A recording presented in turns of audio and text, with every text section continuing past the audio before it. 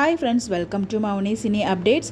இந்த வீடியோவில் வீரா சீரியல் பற்றின 3 இம்பார்ட்டன்ட் அப்டேட்ஸ் வந்து பார்க்க போகிறோம். ஒன்று வந்து பார்த்திங்கன்னா ப்ரொமோ ட்ரெண்டிங்கில் போயிட்டுருக்கு. ப்ரொமோ ரொம்பவே சூப்பராக இருக்குது, அதை பற்றியும் டிஸ்கஸ் பண்ணலாம்.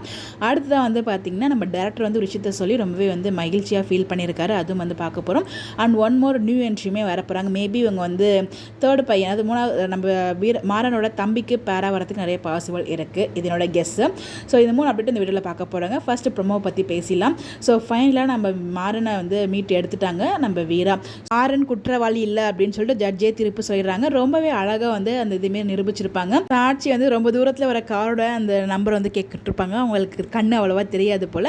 இதுவே உங்களுக்கு தெரியல, நீங்கள் சேசிங்கில் போன காரோட நம்பர் மட்டும் உங்களுக்கு தெரிஞ்சிருக்குமா அப்படிங்கிற மாதிரி சொல்லி செமையாக வந்து ஜட்ஜே வந்து கேட்டு நம்ம மாறன் வந்து பார்த்தீங்கன்னா குற்றவாளி இல்லை அப்படிங்கிற மாதிரி நிரூபிச்சிட்டாங்க. நிரூபிச்சதெல்லாம் விட கடைசியாக வந்து பார்த்தீங்கன்னா நம்ம மாறன் வீரா அந்த ஹக் சீன் பேக்ரவுண்டில் மியூசிக் வேற லெவலில் இருந்துச்சுங்க. ஸோ ரொம்ப என்ஜாய் பண்ணி பார்க்க முடிஞ்சிச்சு. இப்போ ட்ரெண்டிங்லேயும் போயிட்டுருக்கு.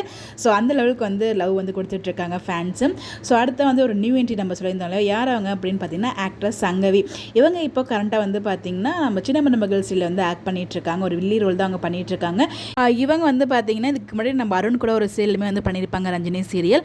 இப்போ வந்து வீரா சீரியலில் நியூ என்ட்ரியாக வர போகிறாங்க. மேபி அவங்களோட கடையில் வந்து வேலை பார்க்குற மாதிரி வருவாங்கன்னு நினைக்கிறேன்.